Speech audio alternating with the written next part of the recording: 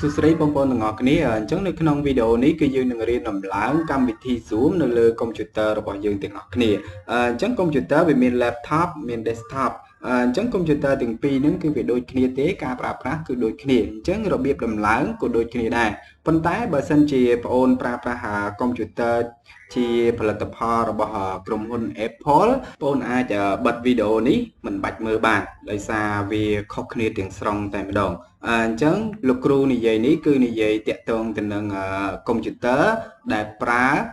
ពពួក Windows អញ្ចឹង Windows មិនថា Windows 7 Windows 10 Windows 8អីទេគឺការដំឡើងរបស់វាគឺដូចគ្នា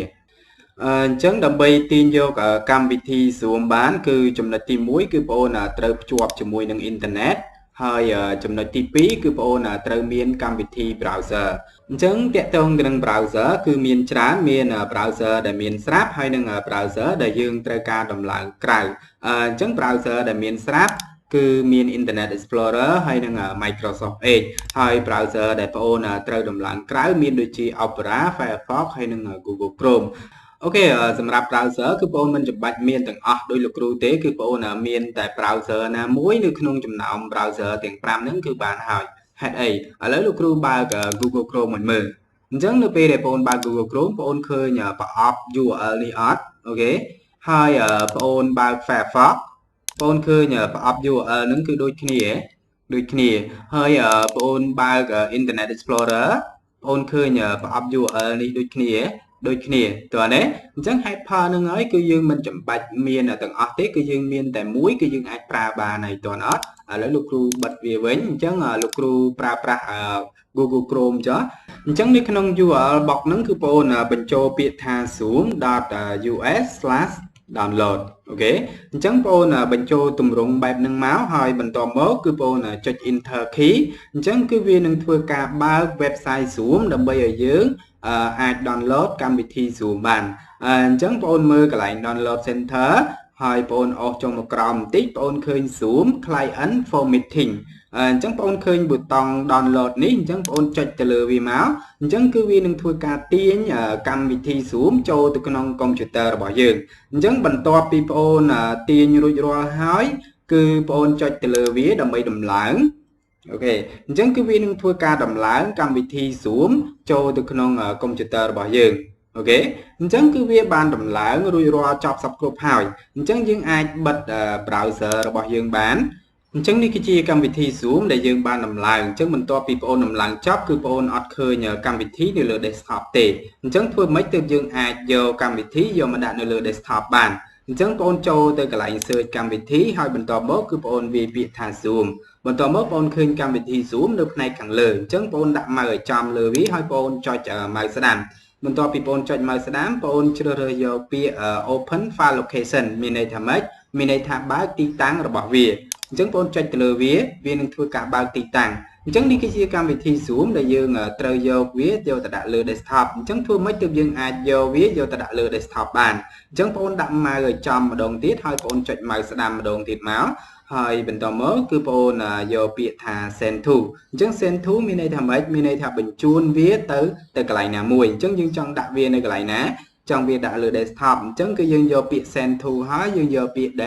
desktop តើណាអញ្ចឹងគឺវាបានបញ្ជូនកម្មវិធីហ្នឹងទៅលើ desktop ហើយអញ្ចឹងបងអូនអាចបិទទៅលើវាអញ្ចឹងបងអូនឃើញកម្មវិធី Zoom នៅលើ desktop របស់យើងអញ្ចឹងនៅពេលក្រោយនៅពេលដែលបងអូនបើកកម្មវិធី Zoom បងអូនអាចចុចទៅលើវាដើម្បីបើកបានអញ្ចឹងនេះគឺជាកម្មវិធី Zoom ដែលយើងបានដំឡើងអញ្ចឹងបន្ទាប់ពីយើងដំឡើងចប់ថាតើយើងធ្វើម៉េចទើបអាច join meeting ជាមួយគ្នាបានអញ្ចឹងសូមបងអូនចូលទៅក្នុង Telegram ហើយបន្តមកចូលទៅក្នុង group របស់បងអូនអញ្ចឹងបងអូននឹងឃើញ link ដែលលោកគ្រូបាន share ឲ្យសម្រាប់បងអូនដែលប្រើប្រាស់ Telegram លោកគ្រូនឹងទម្លាក់ឲ្យនៅក្នុង Telegram ហើយសម្រាប់បងអូនដែលប្រើប្រាស់ Google Classroom លោកគ្រូនឹងទម្លាក់ឲ្យនៅក្នុង Google Classroom ហើយសម្រាប់បងអូនដែលប្រើប្រាស់ Class Dojo លោកគ្រូនឹងទម្លាក់ឲ្យនៅក្នុង Class Dojoអញ្ចឹងសូមបងអូនសរសេរ ID ហើយនឹង password ដើម្បីយើងយក ID ហ្នឹងហើយនឹង password ហ្នឹងយកទៅបំពេញនៅក្នុងកម្មវិធី Zoom អញ្ចឹងបងអូនចូលកម្មវិធី Zoom ហើយបងអូនចុចទៅលើពាក្យ Join your meeting អញ្ចឹងគឺវានឹងបង្ហាញប្រអប់2អញ្ចឹងប្រអប់ទី1គឺបងអូនបំពេញ ID ហើយនឹងប្រអប់ទី2គឺបងអូនដាក់ឈ្មោះ សម្រាប់ការដាក់ឈ្មោះគឺបងអូនដាក់ឈ្មោះតកោហើយនឹងឈ្មោះរបស់បងអូនដើម្បីបញ្ជាក់ថា account ហ្នឹងគឺជា account របស់បងអូនអញ្ចឹងលោកគ្រូឧទាហរណ៍លោកគ្រូដាក់ឈ្មោះ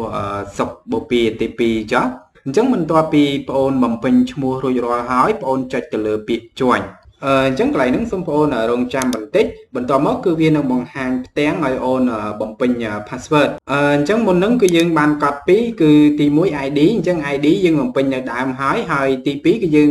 បានកត់ password អញ្ចឹង password គឺយើងយកមកបំពេញនៅកន្លែងហ្នឹងមកអូខេអញ្ចឹងបងអូនវាយ password នឹងចូលមកបន្ទាប់មកគឺបងអូនចុចពាក្យ join meeting អញ្ចឹងកន្លែងហ្នឹងបងអូនរងចាំមកសន្ទុះឲ្យវាដំណើរការចប់សិនអូខេអញ្ចឹងកន្លែងនេះគឺលោកគ្រូនឹងចុច accept អញ្ចឹងបន្ទាប់ពីចុច accept គឺវានឹងដំណើរការបន្តទៀតហើយបន្តមកបងអូនចុចពាក្យ join with computer Oreo ដើម្បីឲ្យបងអូនអាចនិយាយឆ្លើយឆ្លងជាមួយលោកគ្រូបានអូខេអញ្ចឹងនេះគឺជាកម្មវិធី Zoom អញ្ចឹងចំណុចដំបូងដែលបងអូនត្រូវចេះគឺទី1គឺបងអូនត្រូវចេះពង្រីកកម្មវិធីឲ្យពេញអេក្រង់អញ្ចឹងបងអូនចុចកន្លែងនេះមកគឺវានឹងពង្រីកកម្មវិធីរបស់យើងឲ្យពេញអេក្រង់ហើយចំណុចទី2គឺបងអូនត្រូវចេះបើកសំឡេងខ្លួនឯងអញ្ចឹងគឺបងអូនចុចកន្លែងនេះមកហើយចំណុចទី3គឺបងអូនត្រូវចេះបើកវីដេអូខ្លួនឯងអញ្ចឹងគឺបងអូនចុចកន្លែងនេះមកហើយចំណុចទី4គឺបងអូនត្រូវចេះលើកដៃអញ្ចឹងដើម្បីលើកដៃបានគឺបងអូនចុចកន្លែងរូបមនុស្ស2នេះហើយបន្ទាប់មកបងអូនចុចទៅលើពាក្យ raise your hand ហើយចំណុចទី5គឺជាចំណុចចុងក្រោយអញ្ចឹងបងអូនត្រូវចេះចាក់ចេញពី meeting អញ្ចឹងដើម្បីចាក់ចេញបានគឺបងអូនចុចទៅលើប៊ូតុង leave ពណ៌ក្រហមខាងក្រោមបន្ទាប់មកបងអូនយកពាក្យ leave the meeting អញ្ចឹងវីដេអូរបស់យើងគឺចប់ហើយបើសិនជាបងអូនមានចម្ងល់អ្វីតាក់ទងទៅនឹងការប្រើប្រាស់សូមបងអូនឆាតសួរលោកគ្រូតាមរយៈ Telegram អូខេជូនពរសំណាងល្អជួបគ្នាសប្តាហ៍ក្រោយ